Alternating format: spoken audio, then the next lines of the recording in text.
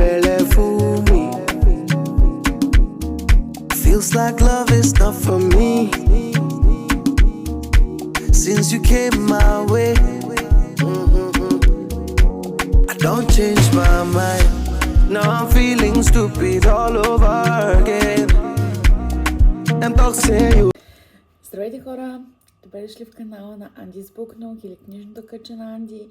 Днес правим 24-часово предизвикателство по четене или четящо предизвикателство или там както искате го наречете. В общи линии плана е следния. Вчера се възползвах от услугите на ChatGPT, който ми помогна да изчисля как да прочета 4 книги, които са в тубирет листа ми. Помежду другото вече светло, както виждате навънш, и съм прочела първата книга, която беше Деликатесен труп. Много интересна книга. В края на видеото, вероятно, или не знам къде точно, ще ви давам своето мнение за книгите и колко звезди съм им дала. Но да ви разкажа какво съм решила да правя. В общини 4 книги, които съм избрала, са само 1240-1230 страници общо. И плана е да ги прочета, но днес е ден, в който имам и други задължения, които някои от тях са свързани с книги, някои от тях не са, но трябва да ги свърша. За съжаление, никой от книгите, които имам, 2 от тях са доста нови, 2 от тях не са нови, но не са толкова... едната от тях е супер популярна, но супер стара, т.е. няма я преведена в Storytel, а пък другата е нова и не е толкова популярна, също няма преведена в Storytel.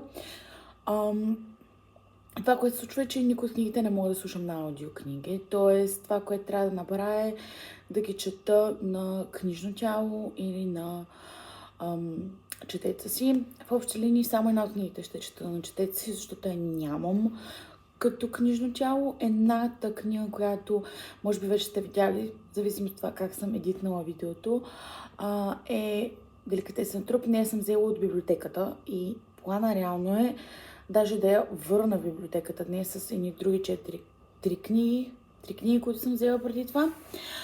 Така че трябваше първо нея да прочета. Тя е доста кратка книга, като цяло е само около 200 страници. Прочетох я за 1 час и 54 минути. По принцип използвам за да си чета книгите, използвам Помодоро приложението, където 25 минути чета, 5 минути почивам, за да имам време като цяло да имам почивка между... В момента виждате тук кафе машината ми, много се извинявам, за да имам почивка между четенето. Заредила съм се снак с кафе, но принципно сега закусвах и ми предстои да свърша малко задължения, да излезна. Искам да излезна и да свърша задачите, които имам да свършвам рано сутринта, за да може да съм ги свършила и после да мога да се преведа да чета. Но имам малко задължения. Вида ми е сънлив, защото буквално започна да чета в 6 часа сутринта. Но планът принципно спрямо това, което ChatGPT ми изготви е с почивката, времето ми за себе си, изчетенето, някъде около... да съм започнала да чета в 6 сутринта и някъде до 2 сутринта на другия ден, т.е. събота, защото не се петък, да съм готова с 4 книги. По принцип, 4 книги са с различна големина, 2 са на английски, 2 са на български, както казах. Едната е аудио, другата от библиотеката, другите 2 ги имам.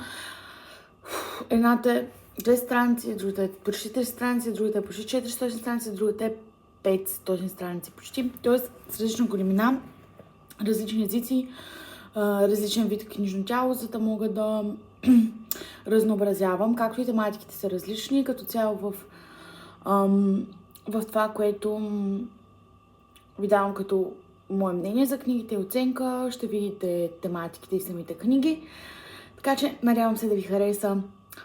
Вероятно след този клип ще видите оценката на първата книга и след това ще продължим с четенето на следващите.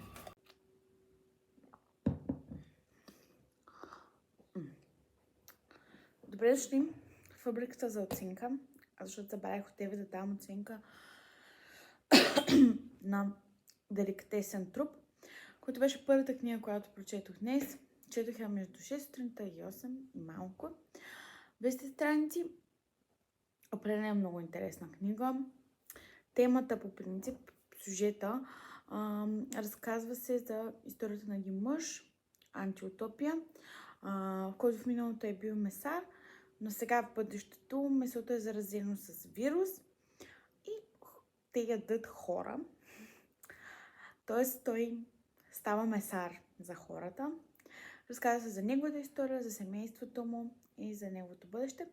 Доста интересна книга, тъй като е доста кратка, се развива много бързо, изреченията са доста кратки и главите са кратки, т.е. чете се доста лесно. Определено е много интересна и силно я препоръчвам. Не искам да ви издавам повече, така че ако искате да разберете малко повече, без, защото тук става много така, да няма спойлери, но ако искате да разберете повече, в Goodreads акаунта ми мога да сложа и спойлери. По принцип ще си кажете, Анти, че не знам как смяташ часовете, ама от 6 до 2 през нощта не са 24 часа. Обаче имате предвид, че аз съм човек, който не може да не спи, т.е. трябва да имам поне няколко часа сън. И съм си сметнала 4-5 часа сън, 7 часа за моите неща, за излизането, за дневните ми задължения и горе-долу около 12 часа читане. Това са 24 часа. Принципно забелязах, че предишното видео, което ви обяснявах как ще ги чета, съм допуснала грешка. Ще чета една от библиотеката книга, която вече съм на път да връщам. Една в книга на четеца ми и 2 като книжно тяло. То вие ще видите реално във видеото, но просто исках да ви направя тази вметка.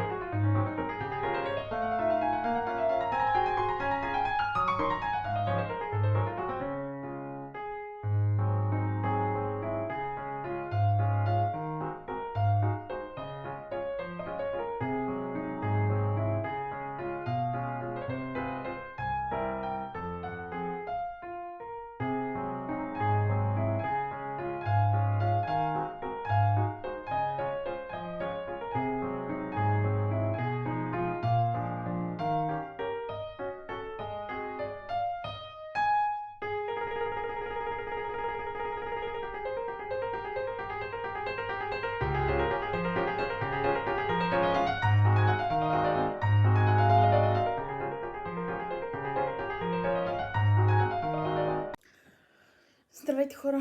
Върнах се от моето приключение. Като цяло доста се проточи и малко прекалих с времето си и трябва сега да чета малко по-бързо. За сега съм чела около 3 часа и 30 минути и се намирам в средата на втората си книга. Втората ми книга е Алената буква на Натаниел Хоторн. Надявам се да прочета следващия час и половина, за да мога да направя пак кратка пауза и да продължа с книгите, които съм изписала. Сега ще ви покажа кои са другите 2 книги, които искам да прочета днес. Едната от тях, и първото, която ще чета, е на Сали Руни Интермецо. Както ви казах на английски, в принцип е най-дебелата книга от всички 4, които ще чета днеска. Надявам се да я прочета бързо и след това тази съм чела една глава от нея. Следващата книга и последната в списъка ми е My Year of Rest and Relaxation, но те са Мушевих. Не знам дали се произнася фамилия и така. Но това са книгите, които искам да прочета днес. Нямам много време за губене, правя само това включване. И искам да ви покажа какво си взех от библиотеката. Вероятно ще видите фитите преди това видео, че съм ходила до библиотеката. Взех си Тревожни хора на Фредрик Бакман, която ще е една от следващите книги, които ще прочета, и 101 есета, които ще променят мисленето ви. Мисленето, вашето мислене, начинът ви на мислене. По принцип това не е точно моето вид четиво, не обичам чак толкова приложна психология, но преди това колко много хора я хвалят, колко на високо място е в топ книгите за годината, просто няма как да не прочета. Продължаваме. Вероятно сега ще ме виждате тук ще настъня да чета. Направила съм си едно кафенце. Това ми е третото за деня, така че не трябва да пия повече от това. Но да.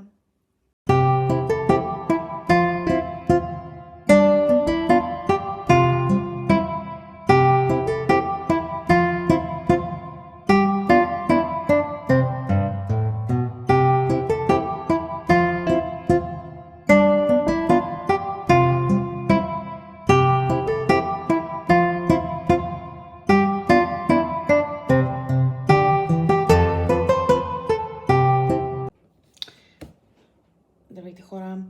В момента часът е 4:30 и аз току-що приключих с четенето на Алената буква на Натаниел Хоторн.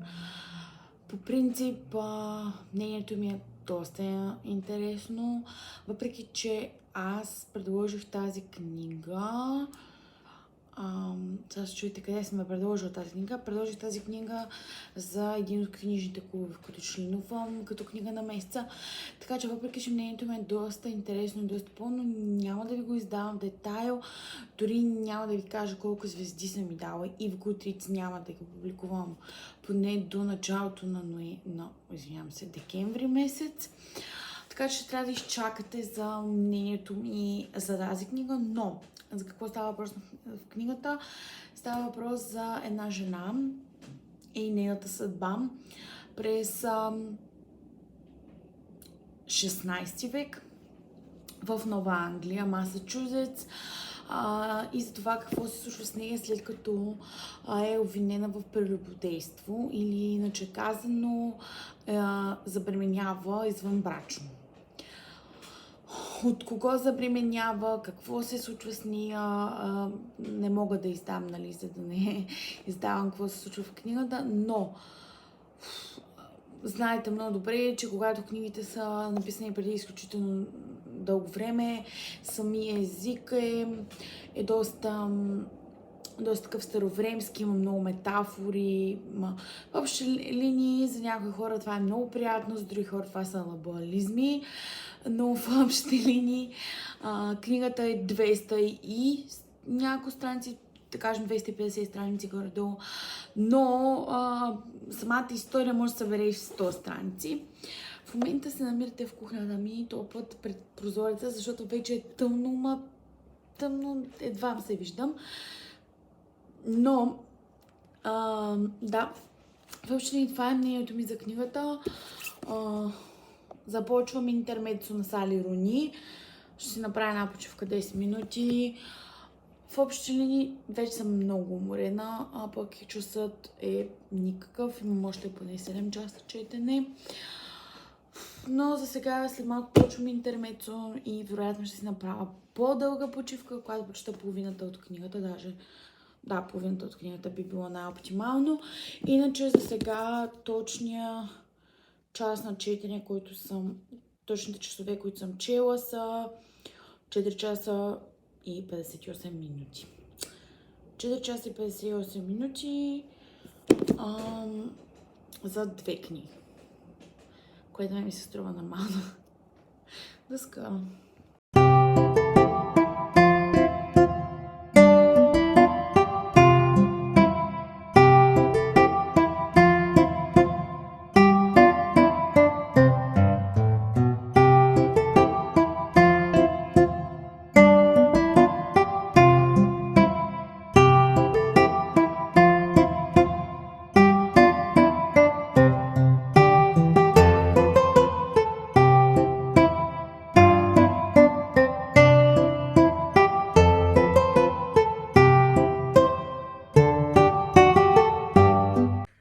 Пак нова обстановка. Вие ще кажете, Дани, ти вече смени 5 обстановки, докато снимаш този влог, този чалендж. Обаче в момента съм на около 50 страница и осъзнавам една фатална грешка, която съм допуснала. И това е бързината, с която чета на английски език и бързината, с която чета на български език. По принцип, за да направя този чалендж, трябва да чета по 100 страници за час. И до сега успявах. Пак не е достатъчно бързо, но определено успявах. Само, че в момента за почти 1 час съм прочила само 48 страници. Т.е. с горе-долу 60 страници на час, колкото е часа. Т.е. имаме съмнение дали ще успея да направя 4 книги до 1,5, когато реално свършвам моят чалендж. Или ще стана с 3 книги и започна 4-та. Ще ви държа течение как случват нещата.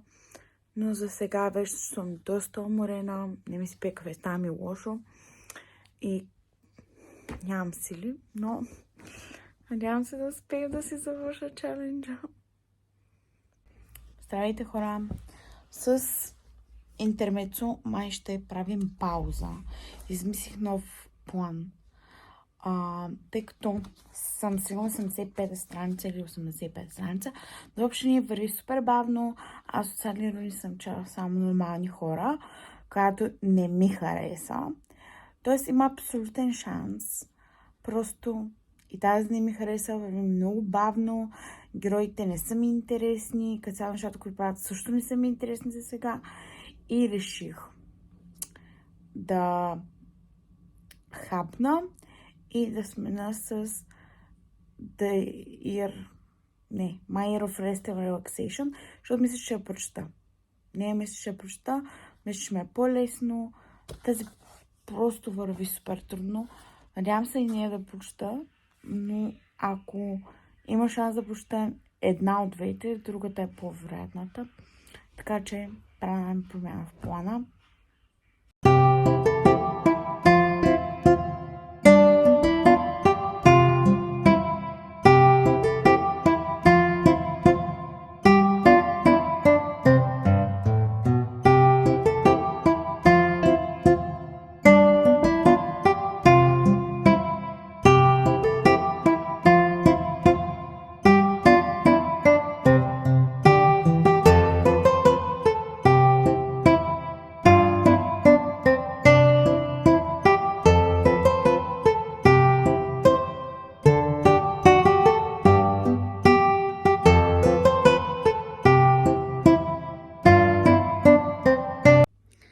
Хей, хора, правим мини апдейт. Часът е малко след 10:30.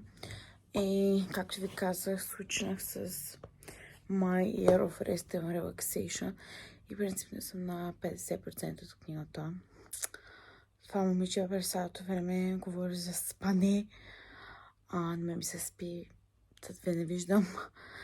Добре, че се повтаря супер много и че книгата е fast-paced, че да ме държи още будна.